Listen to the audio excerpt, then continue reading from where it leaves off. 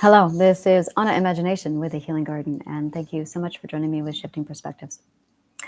So, I want to talk about all the perspectives within the perspectives because you're going to have a series of small and short perspective shifts inside each perspective. And it's really important that you understand this bit of tidbit.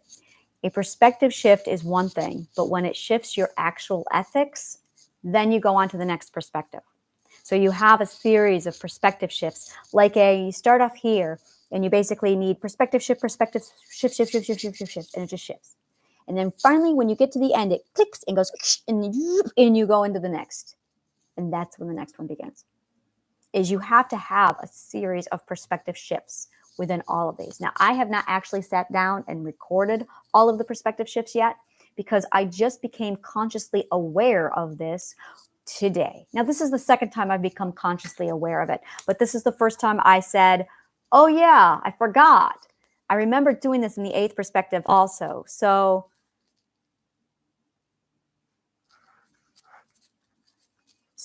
it's really important that I make this note.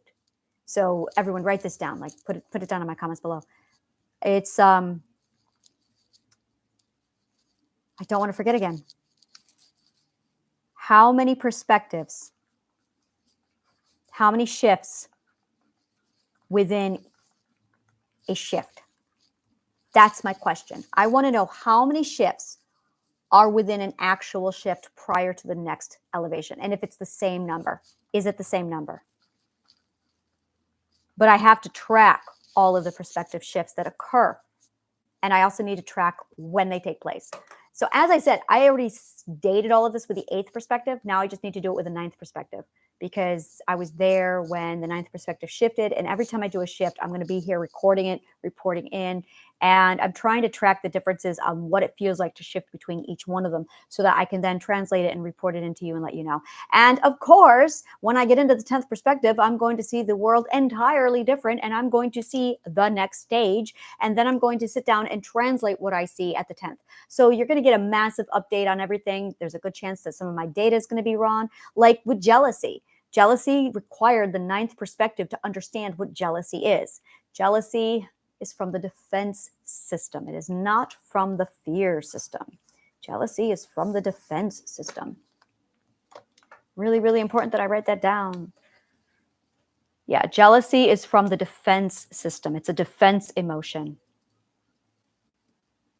And it's because you need reassurance and soothing. But that's fear system stuff. Why would you reassure the defense system?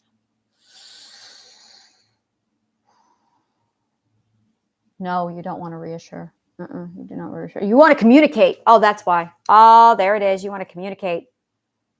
The only way to take care of jealousy is through communication, not through reassurance. That's the problem.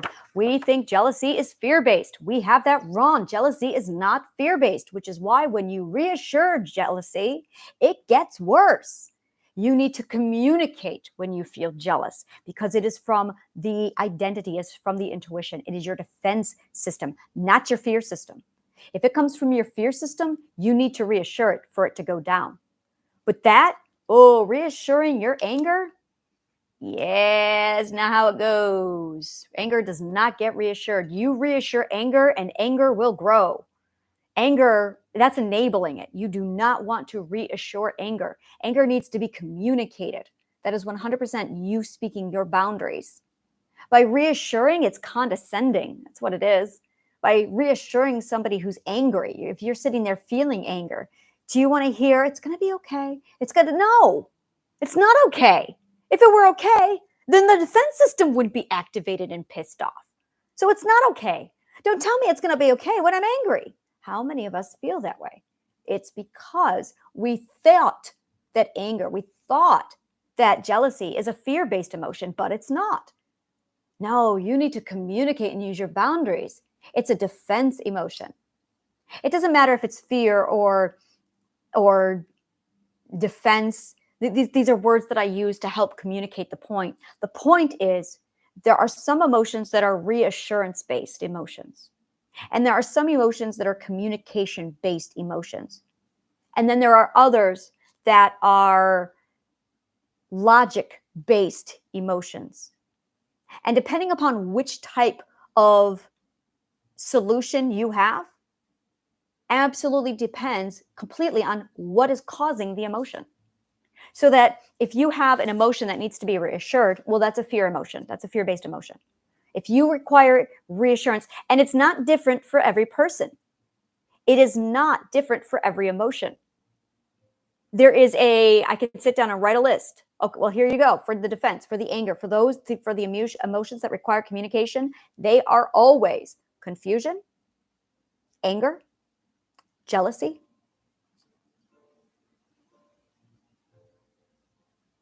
frustration, misunderstanding. Those are the emotions that absolutely require communication in order to resolve. You need this. You have to do this. If you fail to do this, the fear system will turn on. And these won't go away. These emotions will stay here. And that will happen. These are your defense emotions. Anger is not a tertiary emotion to fear. That is not how it works. Not at all. We're not afraid that we're going to get hurt. Fear is 100% projected worry. Fear is just what if. You're afraid of what is to come. You're afraid of the future. Fear focuses on the future. Anger focuses on the present. If somebody does you wrong, you're pissed. You're not afraid. You're angry. And then they turn around and tell you, well, anger is a tertiary emotion based on fear. Who thought that shit up? No, it's not. They're not even related. Not at all. I could be having a great day. Someone comes over and punches me in the face. I'm going to get angry. I'm going to have shock. I'm going to be like, what the fuck was that about? I'm not afraid. I'm defending myself.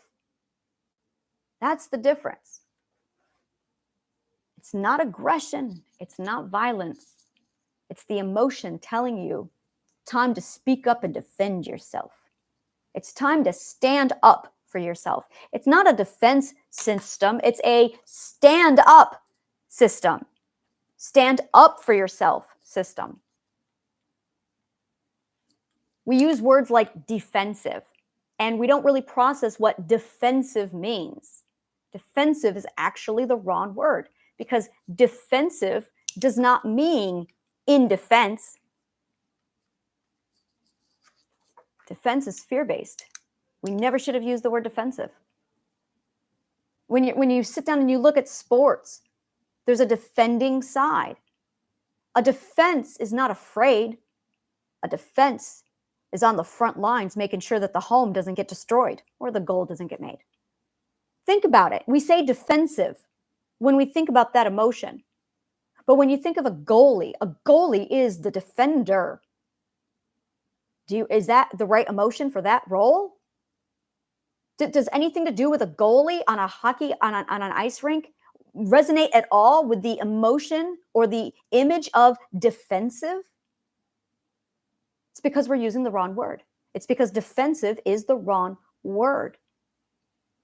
What you feel is threatened. That's the right word. At some point, someone took the word defensive and plugged it in with threatened. Why are you threatened? Threatened does not mean defensive.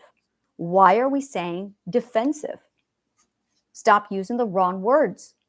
Instead of defensive, instead say threatened. It matters because defend is a boundary.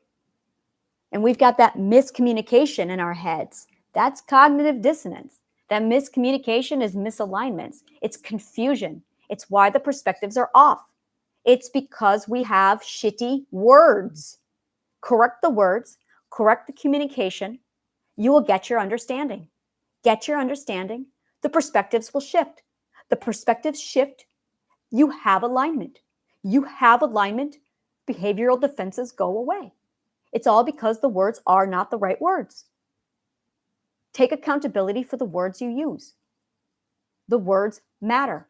Defensive and threatened are different. Do not use the wrong words. If someone is acting like they're threatened, then they're acting like they're threatened.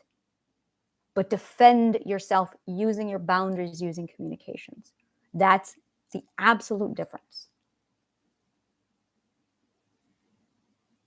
Talk with perspective. Absolutely talk with perspective. The more we talk with perspective, the more we start to understand, the more we start to see it, and we start to understand it. And when we understand it, the fighting stops. Really, the fighting stops. Because we have forgotten how to connect with each other. You connect through understanding another person's perspective. That's how you connect with another person. You must understand the other person's perspective. If you love shit like this, go ahead and like, subscribe, and comment below. And if you want to know more, there is my Linktree account. Take a look at everything I do, especially the upcoming healing convention in May of 2024. Thank you so much. And may the kindest of words always find you.